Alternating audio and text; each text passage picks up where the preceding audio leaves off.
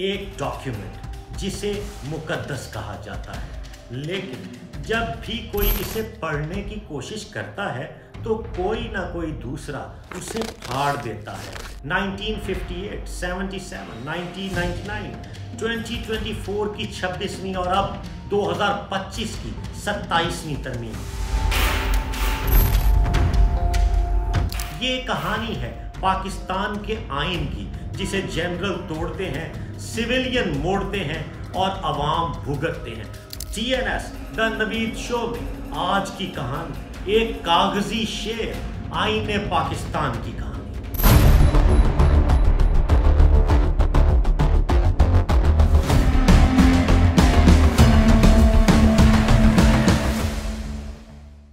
हम खोलेंगे वो राज जो स्कूल की किताबों में आपको पढ़ाए नहीं जाते।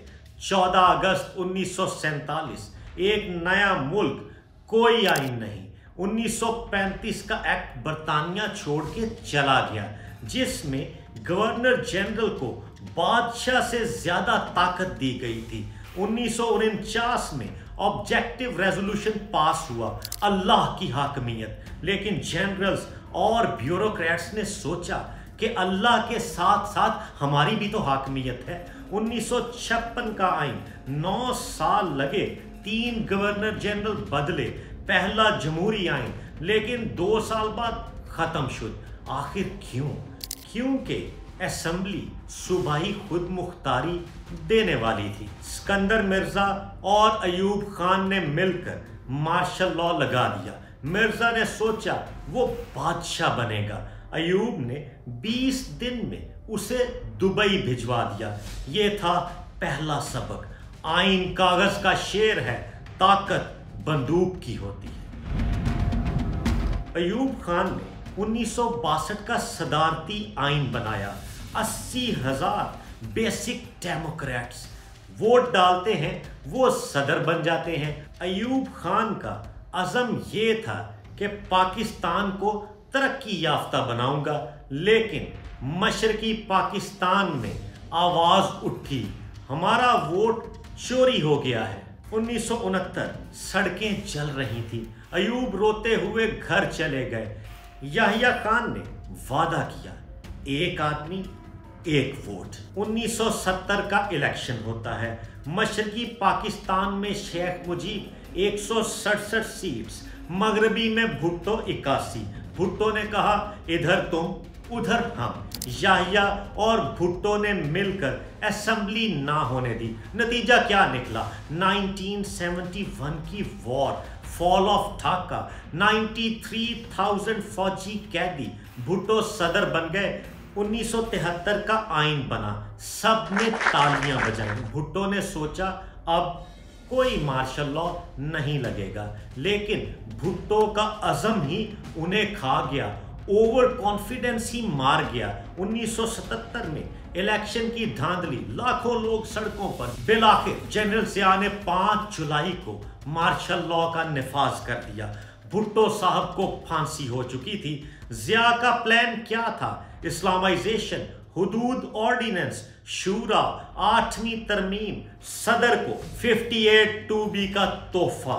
जब चाहो पार्लियामेंट तोड़ दो, जब चाहो सब कुछ खत्म कर दो। ज़िया दुनिया से जा चुका था, लेकिन 58(2)B जिंदा रही।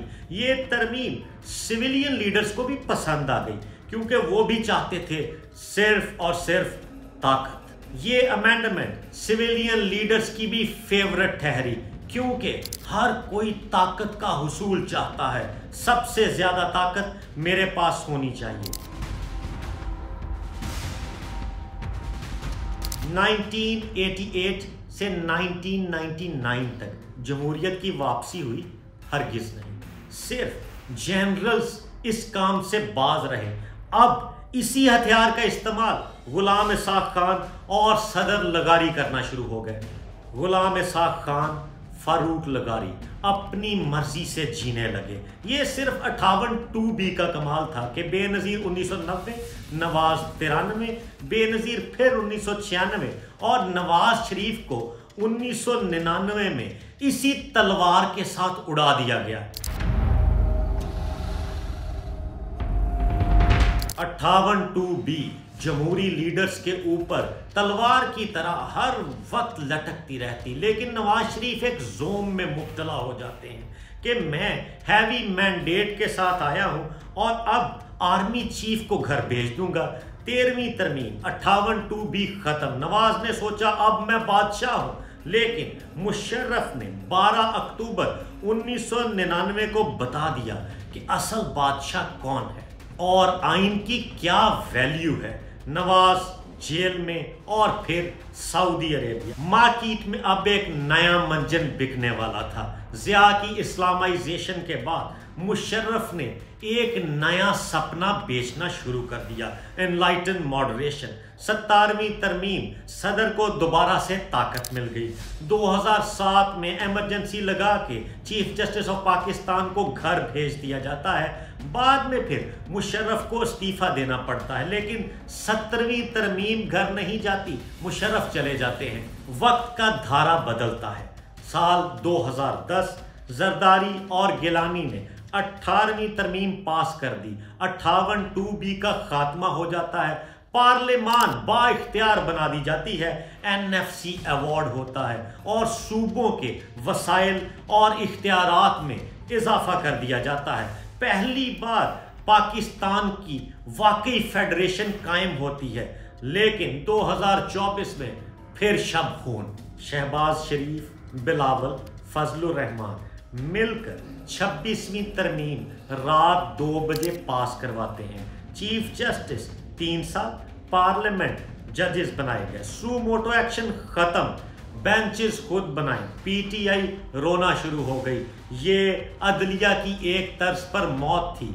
हुआ क्या? सिविलियन लीडर्स के अज़ाइम थे क्या?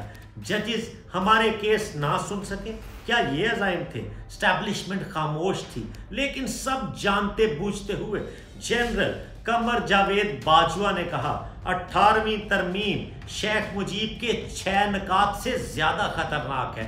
अब 27वीं तरमीम की बातें चल रही हैं। आर्टिकल 243 बदल कर क्या होने वाला है, इससे किस लेवल की कंट्रोवर्सीज जन्म देंगी, आर्मी चीफ को कौन सा नया ओहदा मिलने को है, क्या इख्तियारात का तवाज़ुन बिगड़ जाएगा और सिविलियन कंट्रोल में कमी वाक़या होगी। इन तमाम सवालात का जवाब पाकिस्तान और उसके शहरियों को आने वाले वक्त में मिलेगा। लेकिन ये बात सबके सामने है कि आइन के साथ छेड़छाड़ होती रही और होती रहेगी। पाकिस्तानी अवाम इन सवालात के जवाबात खुमियाजे के सूरत में भुगतते हैं। 77 साल, 3 आइन, 27 तरामीम, 33 साल मार्शल लॉ, फौजी डिक्टेटर अयूब, याहिया, ज़िया, मुशर्रफ। उन्होंने आइन तोड़ा और अपनी मर्जी का बनाया। सिविलियन लीडर्स भुट्टो, नवाज, जरदारी, बिलावल, उन्होंने आइन को मोड़ा, अपनी कुर्सी बचाई। सबका एक ही मिशन था, ताकत का मरकज हमें होना चाहिए, आइन हमारा गुलाम होना चाहिए। अब सवाल आपसे है, क्या आप आइन को भी कभी बादशाह बनते देखेंगे या फिर 28वीं तरमीम का इंतजार चलता रहेगा?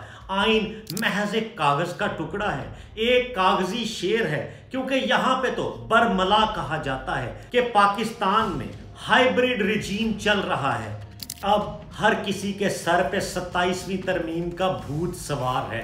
नवंबर 2025 में यही मौजू ज़ेरे बहस रहेगा। 27वीं तरमीम आ रही है, आ चुकी है, आ जाएगी, होगा क्या, इसमें क्या छुपा है? आर्टिकल 243 ने ये क्या कर दिया?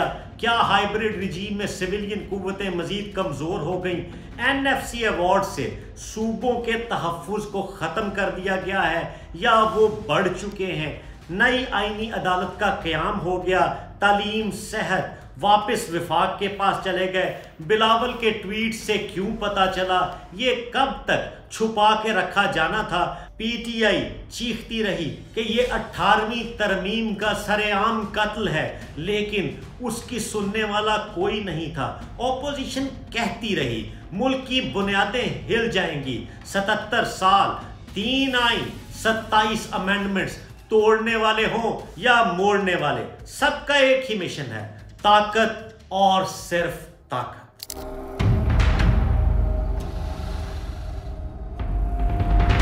27वीं तरमीम दरवाजा खोल के जब अंदर दाखिल होगी तो सामने उसको खुशामदीद कहने वाला कोई और नहीं होगा, बल्कि 28वीं तरमीम आपका रास्ता देख रही होगी। और पाकिस्तान के 25 करोड़ अवाम इन तरामीम में हमेशा जकड़े रहेंगे।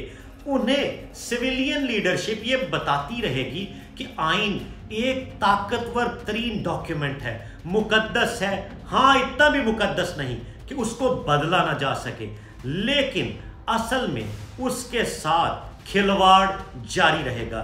TNS द नवीद शो में आज के लिए इतना ही। हम आपके लिए कहानियों का सिलसिला जारी रखेंगे। आप हमारे साथ जुड़े रहिएगा।